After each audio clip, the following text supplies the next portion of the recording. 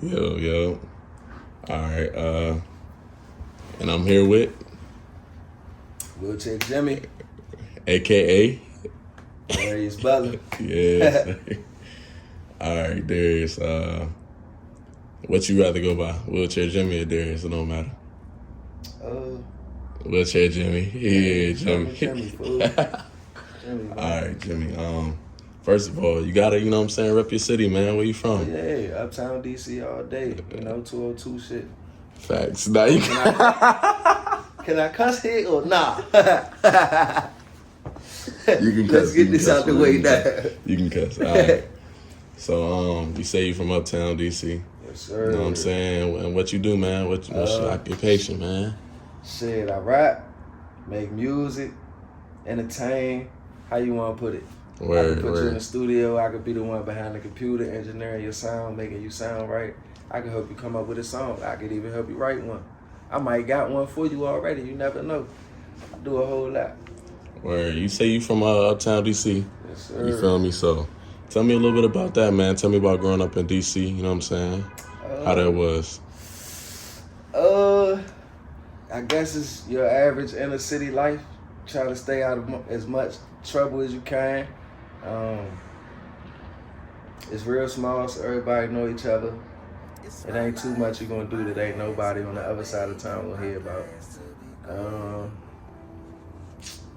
It was definitely a black experience growing up. Like around the time I came up, DC was still chocolate city for sure. So it was definitely a lot of black shit going on. Facts.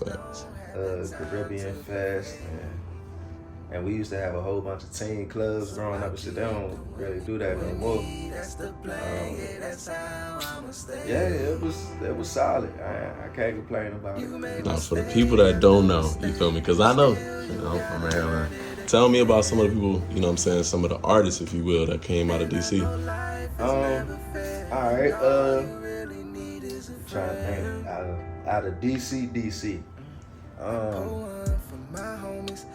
We got a bunch of R&B artists. We don't have too many rappers out there yet. We got Trail, we got Shy Glizzy. It's a whole bunch, like the local scene is real hard right now. It's a lot of local people that are like known locally or whatever. I'm trying to think.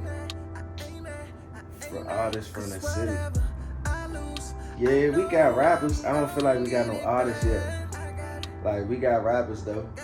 But an artist, though, like somebody who breaking that, like, who on both sides of the spectrum. Like, but even somebody that came out that you feel like, you know what I'm saying, that if they didn't know about DC, like back then, like, you know, like Wale, and, you know what I'm saying? Got Raheem Devon. People don't know Tank from DC, Genuine. But I'm trying to think of rappers, though. Rappers, yeah. Like this. Cause see, there's DC and then there's the DMV. Okay, well DMV then, if it's easier for DMV. Alright, yeah, it's easier for DMV because then you can go to Q the Fool, Will the Rapper, Wale, Young Mo out of VA. I'm trying to think who else. I know it's somebody else. Oh, Logic from the DMV too.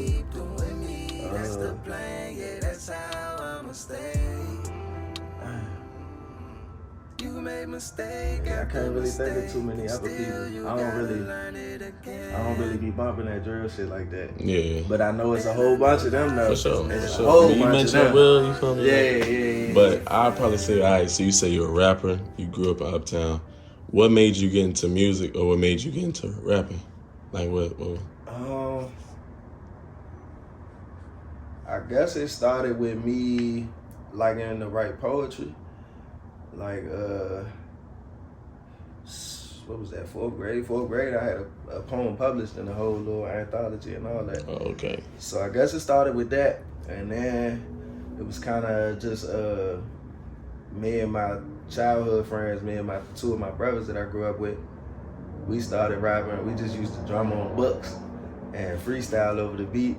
It started with that, like 9.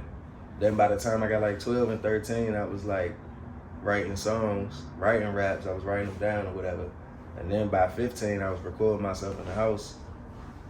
So, I guess, I can't even really tell you what made me, like, start rapping. Like, I can't think of, like, what was, like, yeah, this is what I want to do. I can't remember the time. Well, all right, so a lot of people don't know. A lot of people know you grew up in the church. Yeah. Do you feel like the church had any influence on you as far as musically? Definitely. Musically, for sure. The church got me playing instruments, trying to sing. Yeah, because I was in the men's choir, youth choir. Like, yeah, nah, definitely the church had a lot to do with my interest in music. Because, you know, that's where we get our first little taste of soul at, for real. Like, when we see somebody losing their mind singing, sweating their ass, like some church singers are like real life, like rock stars, like be blowing up there. Nah, facts. Yeah, so and then, you know, they started making me rap at church and whatnot, so yeah, I think that had something to do with it. Because, you know, a lot of people now, a lot of artists, may feel like whether R&B or rap, they may not have grew up in the church no more. You feel me? Like, or you can kind of tell how to, yeah. But I feel like, you know what I'm saying, with you, the way your sound is, you can tell, like, you know, it definitely had an imprint on you. Yeah, nah, for sure. Definitely, because I am conscious of that. That is definitely not something that I'm not aware of. I definitely take a lot of influence from my church upbringing, even to like the stuff I might say on the song, or what I might want to put on the song and what I might not want to put. It's sometimes based on my upbringing. So definitely heavy church influence for sure. Repping Uptown, you know what I'm saying? Repping from the church, you know what I'm saying? So you a rapper. You say you don't remember. When was the time where you felt like, okay, I can do it for real? Like, you know what I'm saying? Was it high school? Was it college? Or when was it your peers that told you, yo, you could be a rapper? Like, when was that? When was the time period? It gotta be a time period. Okay, alright, so first it was military school. When I went to military school, and you know, that was like a melting pot of a bunch of people. Like I had a homie from Vegas, I had a homie from New York, I had a homie from like far out in Maryland, I had a homie from Georgia. So like it was like we was from everywhere. But we all used to have ciphers though. And like I was one of the best ones, like I was always one of the best ones, and everybody was telling me that. So it's kinda sort of my peers. But it was also, I already, like when I went out there, it was, I know how to rap. It wasn't like, I think I kind of know how to rap. I was already writing songs. I was already making my own beats on my keyboard. So yeah, I guess military school was like, that was where I first recorded my first song at. And yeah, everybody was satisfied with that. Everybody was satisfied with it. So I was like, oh yeah, I'm good then. So you went to military school. Now, did you go to military school before you went to college? Yeah. All right, so please tell them what college you went to, Mo, because a lot of people don't know. I went to the illustrious Howard University, you know, HU, baby. I know y'all might not feel the same way, but yeah, nah. Now, they say the real HU, is that true? Because you know you got Hampton, you know what I'm saying? The realest Harvard ain't even HU. We the real HU. Yeah. Talk about, man, you know what I'm saying, going to a HBCU, like what's the feeling like? You know what I'm saying? That shit was it was amazing. I enjoyed it. I enjoyed it a lot. I enjoyed being around my people. And yeah, it could be a little rough, but that experience, growing up where I grew up, you don't see too many different kind of black people type shit. Like you see the kind like me, and then the kind that's not like me, and that's it. But like going to a HBCU, I got to be around all different types of black people, like all different types, like weird black people, cooler black people, black people that don't think they black type shit. Like, yeah, that, and I guess I enjoyed having black professors too.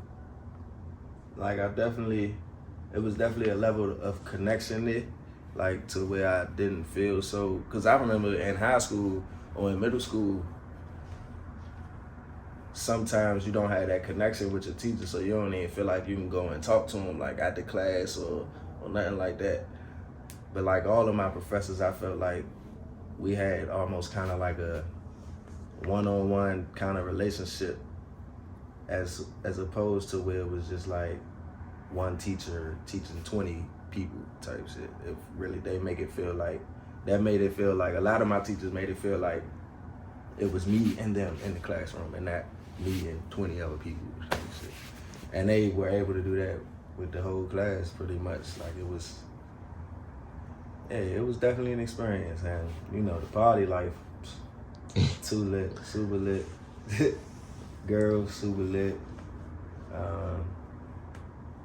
Yeah. Only thing, our sports team wasn't good. Yeah. But, like, you know, That's the game still lit though. Yeah. Like, tailgate still lit, after the game still lit. So, yeah, all around it's a lit experience. It can't get a little, what's the word they use these days? Ghetto.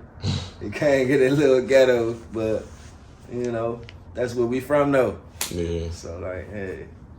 I feel like I said, a lot of people don't know. Like, I know you personally, but that around that same time, high school, college, like, is around the same time you got shot. Yeah, you know what I'm saying? A lot of people don't know, may cannot tell. You know what I'm saying? The right term is paraplegic, right? Yeah. For All sure, right, that's for the sure. right, you know what I'm saying? I want to Yeah. get it right, but paraplegic. Talk about, you know, that instance, like that situation, what happened, you know, how was that day, like the day you getting shot? Because I remember, but I was young, you feel me? So every time we talk about it, it feel like, dang, you know what I'm saying? But please tell them, you know what I'm saying, how I felt. And tell to the camera too, because we got a different angle, you feel me? All right. So it was like it was about to be homecoming week, and it was the first day, like it was Sunday. It was that Sunday beginning homecoming week. So they was having parties and all that. So like that night, I went to like 4 house parties. By the end of the night, I'm like, I'm trying to smoke, but I still need a roll up or whatever. And mind you, I grew up a 10-minute walk from Howard. So like, this is like basically still being in my neighborhood, like where I grew up at. Like, I got family a block away, like from where I got shot at, from my dorm room, all that. So I go to the gas station. This particular gas station I've been going to since I was like 8. Like, it was like one of the first places I was allowed to go to on my own. So I go to the joint. I got my homie with me, and he not from the area or whatever. So I'm trying to take him up a certain block because I know which one I'm feeling comfortable with walking up. But the block I'm comfortable with walking up is like dark, like pitch black. So my homie, he like kind of iffy about it. He kind of scared or whatever. So to make him comfortable, I'm like, all right, bro, we just gonna go up this block.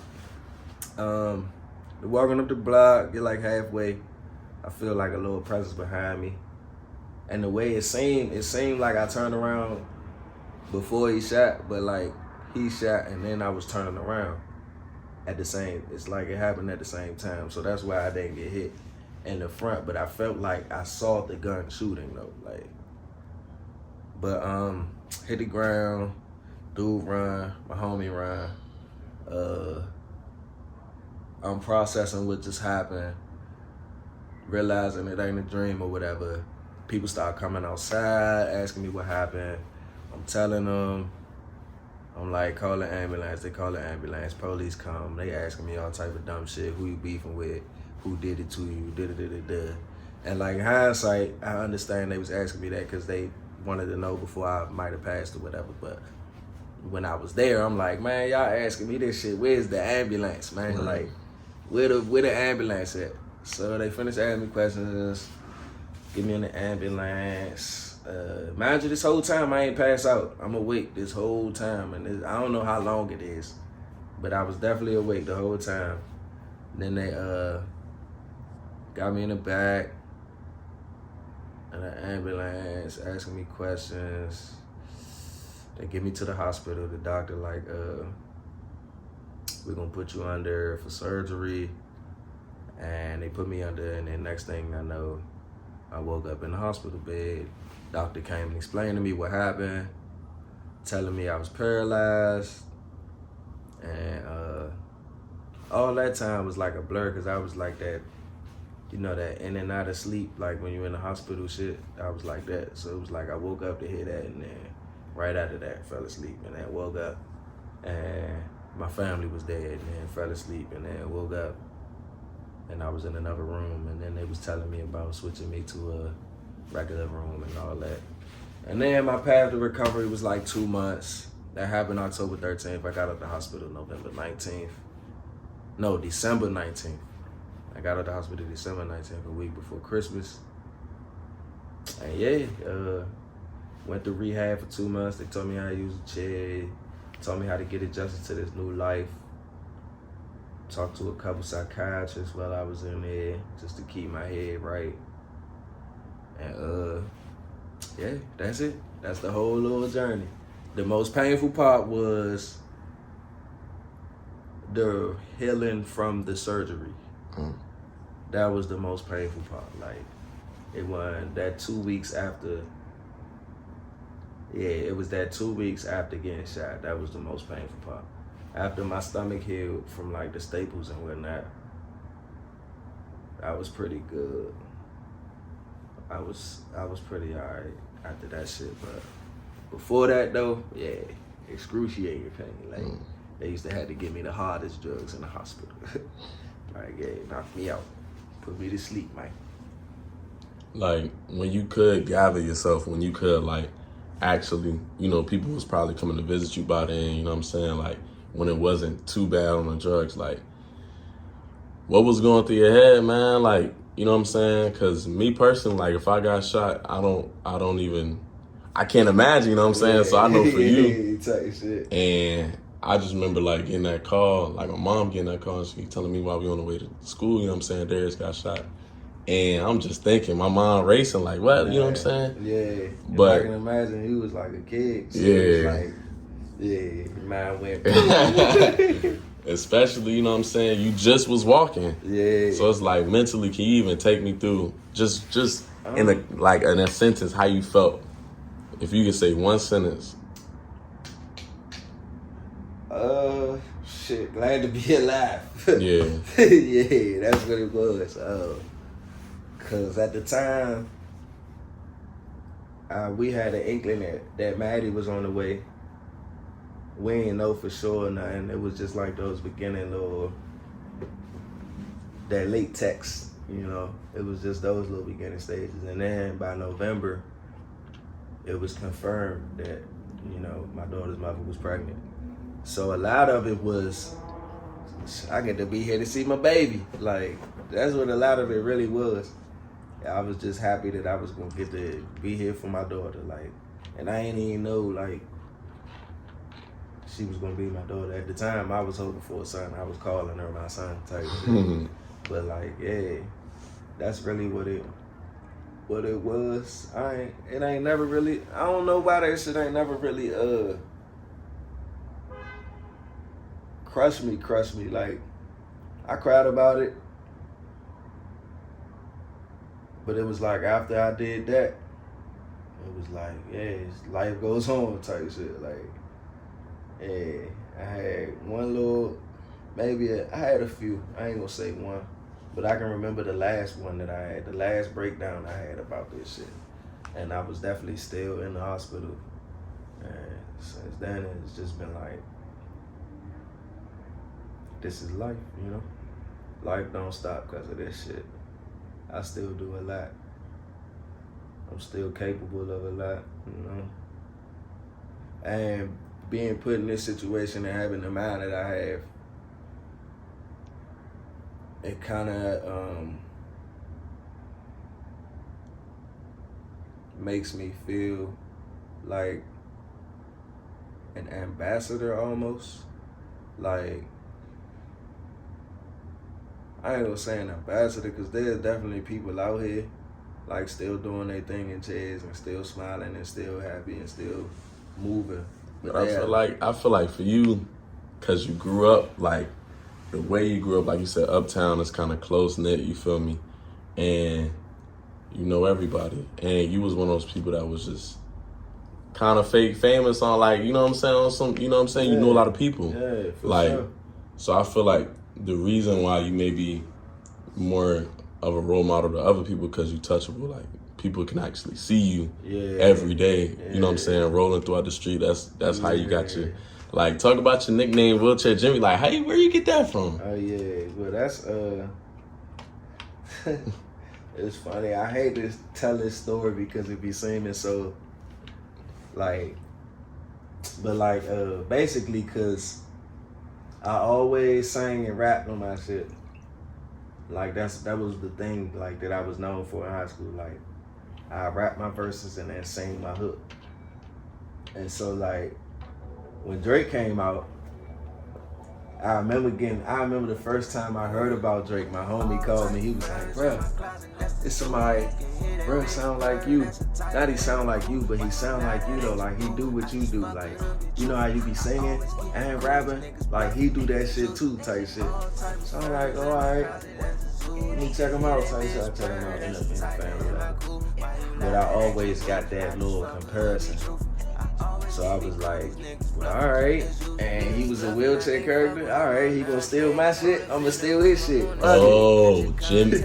Oh, nah, I thought it was Jimi Hendrix. Nah, I mean, that's all right. So, like, I did grow up, it just all fit. I never, you know what I'm saying? Because I did grow up a Jimi Hendrix fan. Like, yeah, that's why I thought it was Wheelchair Jimmy. Nah, but then, like, the fact that, like, there's already a Wheelchair Jimmy, it was like, oh, all right, and it was Drake, and then people already compare me to him when they hear my music. So I'd be like, oh, all right, I'm gonna run with it then, and hopefully maybe one day catch a whiff of Wheelchair Jimmy and be like, who the hell is bro? Like, that's hard. I didn't know. See, first of all, I'm gonna be honest, I ain't watched you guys. Yeah, first me neither. I didn't either. Cause like, and I didn't really. I knew Drake was on it after the fact, but then he got shot in Wheelchair Jimmy. Okay. I see what you started. I didn't even. I'm gonna be real. I ain't even come up with that. That was like one of my old homies that was trying to help me like break in and break into the scene and like choose a name that was gonna catch people's eyes and stuff like that. And he was like, bruh, you in the chair, people already be like, damn, this shit sound like Drake shit. Or y'all got a similar talent, cool type shit. So I was like, all right, well, why not? You know, Wheelchair Jimmy, I'm a nigga in the chair. The real Wheelchair Jimmy shit, type shit. So yeah, that's where that came from. For the show, from trying to, I chose a name that people know already. And people kind of like was calling me that. Like people like, I don't know, I kind of got that name from just being out. Cause when I used to rap, like they used to be like, oh yeah, Wheelchair Jimmy. Like, all right. At first I wasn't fucking with that shit. But then it was like, oh, okay. This will come to people's heads when they first see me or whatever. And it's catching people remember it. Everybody call me Jimmy now. Like, everybody call me Jimmy. It's so easy to call somebody Jimmy. So it's like, all right, I'm gonna run with that now. Wheelchair Jimmy. I just put a little twist on it to where it's not wheel, it's will. Like willpower moving me instead of my wheels type shit. Cause some people be on wheels and still don't move type shit. Like, yeah.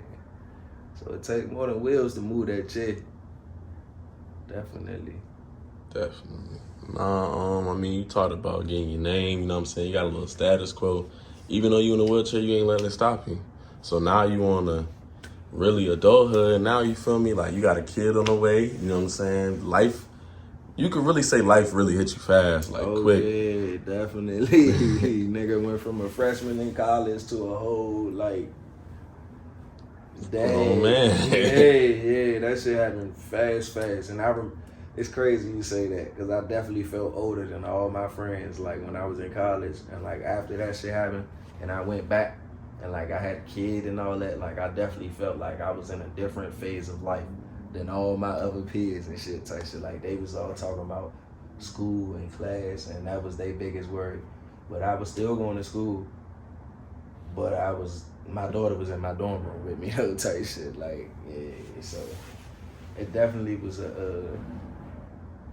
that being a dad shit, I think that had a lot to do with my growing up and being able to handle this shit, because I knew I had to tighten up, because I had a whole nother being to be tight for. So like, yeah, I think a lot of it had to do with me being a dad. Definitely, for sure. Now, you is an artist. I feel like you probably one of the most talented artists to come out of DC. But a lot of people don't know you. You know what I'm saying? You're not a well-known artist. You know what I'm saying? And you a little bit older. If you don't mind, state your, you know what I'm saying, your age. Well, how old are you? 32. I'm a 90s baby.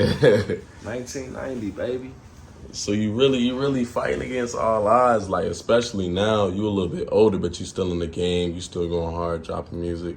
Yeah. I think the last joint you dropped was like Tesla, right? Yeah. You dropped Tesla. Yeah. You know, I was there for that when you recorded it. But can you please let people know how hard it is being an artist? Like, you know what I'm saying? And then not being a well-known artist. Like, you paraplegic, not a well-known artist, and you had a kid.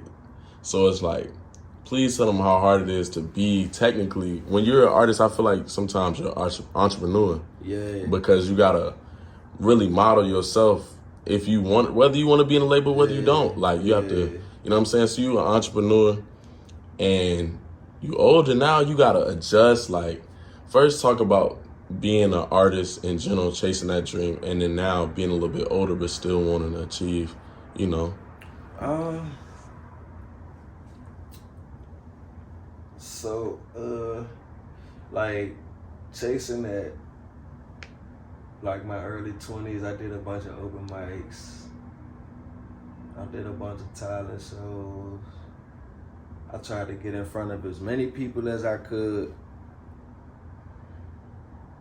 in this area. I didn't reach out. I didn't go out enough, outside of this area enough, I feel like. And now, like, that's what I need to do, and that's what I'm about to do. I'm about to take my talents to the West Coast. On your grind. Yeah, you know, going to LA. But being older now, it just makes it where I have to be able to be an independent artist more than ever. Because when you're younger, you can kind of, you don't always want to, but you can kind of bank on somebody larger than you coming to help you out with your career. But like when you're older, they tend to take a little less risk with you. They tend to feel like, but I mean, if you're making good music, I feel like it's just a matter of getting it out to the audiences. And I'm trying to think, like, older. Yeah, it just I just gotta be more about my business than ever.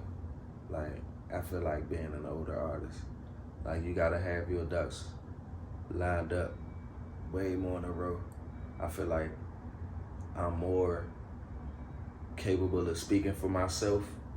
I'm not as green as like I would have been when I was younger. Like, probably stand for and tolerate a little less or a little more. I don't know. Like, yeah, it's just, I don't know. I still feel 25, to be honest with you. I still feel like I'm 25 when it comes to this shit. Because, I mean, you know, you wouldn't, because I'm speaking into existence, you feel me, that you gonna blow, just because I feel like you had a moment where it was kind of discouraging. You didn't drop as much music. And on top of that, stuff is changing. You might have heard of Vine, and then now you got TikTok, versus Facebook being the forefront, and now it's Instagram. You know what I'm Yeah. saying? So you done been through it. You done seen stuff change. Obviously with Drake. You know what I'm saying? So it is. I know it had to be discouraging trying to adjust already off of a top and trying to get noticed. But like I said, you know, we all know people that blew later. Like I feel like to me, Moneybagg is a little bit older. Yeah, like and definitely 50 or old too. 50 or my age. Yeah, and you know you got Lil Durk, because Lil Durk he was known Chicago. Yeah, you know what I'm saying. But until he really blew was like two years ago, really. Yeah. So it's like you really got people ahead of the game right now that's a little bit older. You know what I'm saying. So that's why I feel like it shouldn't be. Then you got hot people like, to me, if you know about the Memphis scene, Finesse 2 Times. Oh yeah, you know what I'm saying. Yeah. So I thought bro was 25 though.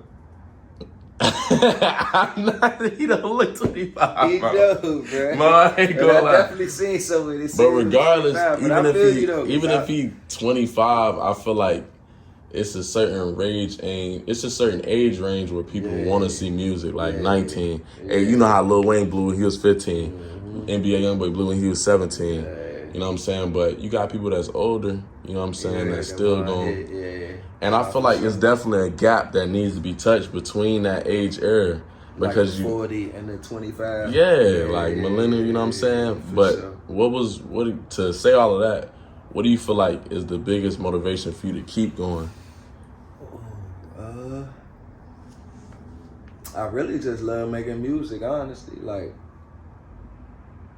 it's like playing a video game to me, or playing basketball, or like, I don't want to say it's a hobby, but it's something I love doing in my free time. It's something I love choosing to do. It's something I wouldn't mind having to do, like obligation, like. So it's just, I guess it's my love for this shit, for real, because like, I really just enjoy making music. Like, I really, deep down to my core, I enjoy making music and I enjoy listening to myself. So I mean, that be my motivation. And then being talented at it, that's what makes me be like, oh, all right, well, you gotta get this out here. Like, share your talent. Like, don't let it just be in your ear. Like, somebody else need to hear what you're saying too, because it just might change the way they think about themselves or something. Especially me being who I am and me being Wheelchair Jimmy. There ain't too many paraplegics that you can name, like, you know, they first and last name, like, because of something, or you can go and look in a certain field and be like, yeah, I'm gonna find a paraplegic to do this. It ain't like, yeah, we got paraplegic actors, and I know I'm not the only paraplegic musician or rapper, but like, they ain't on TV. I don't see them. I don't hear them on the radio. I have to go seek them, as opposed to as opposed to how everything is thrown in front of you. You can't even get on YouTube without seeing an ad that you thought about for something that you thought about. But I can't go and actively just see a paraplegic acting in a movie, or a paraplegic doing a concert, or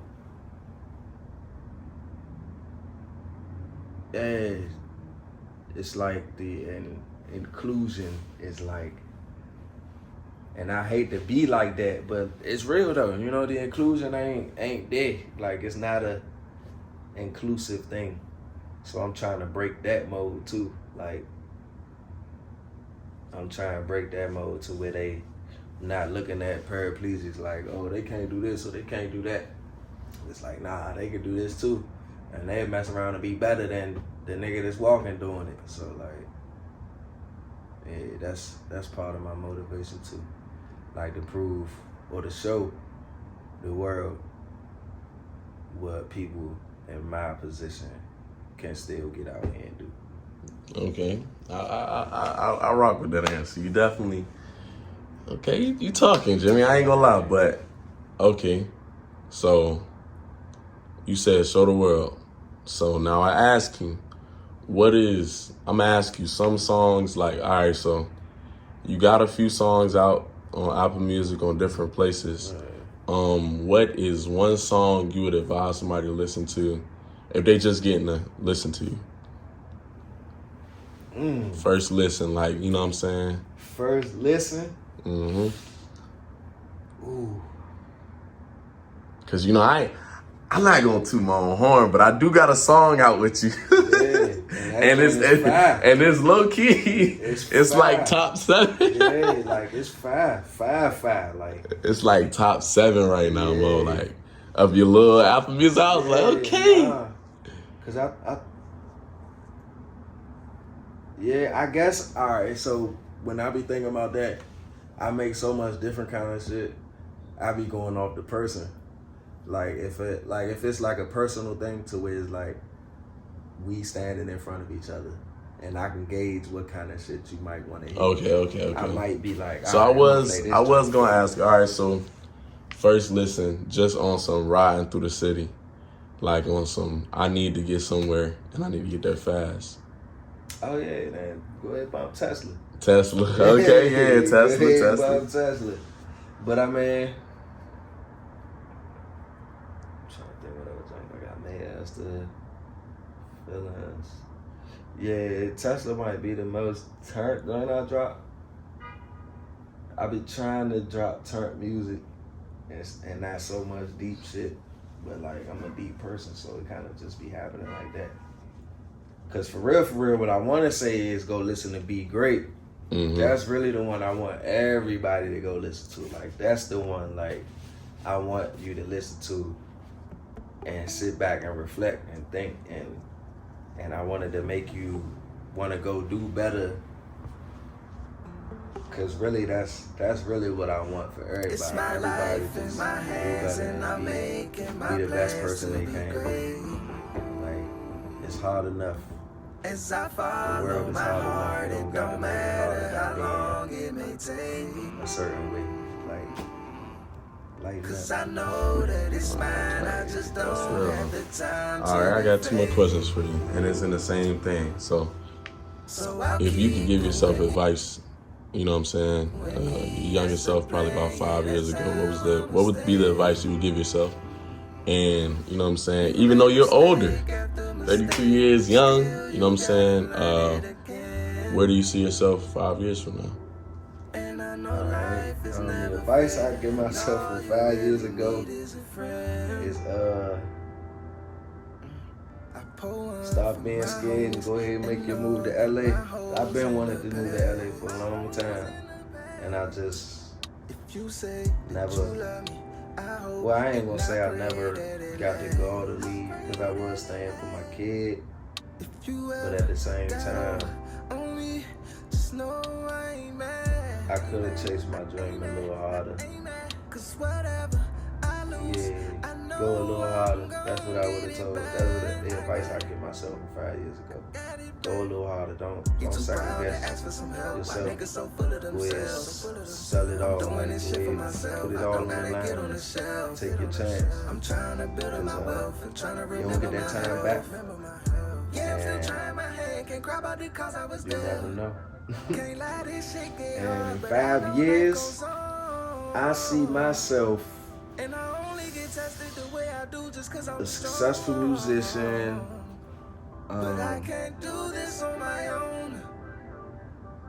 someone who speaks on behalf of paraplegics to the world,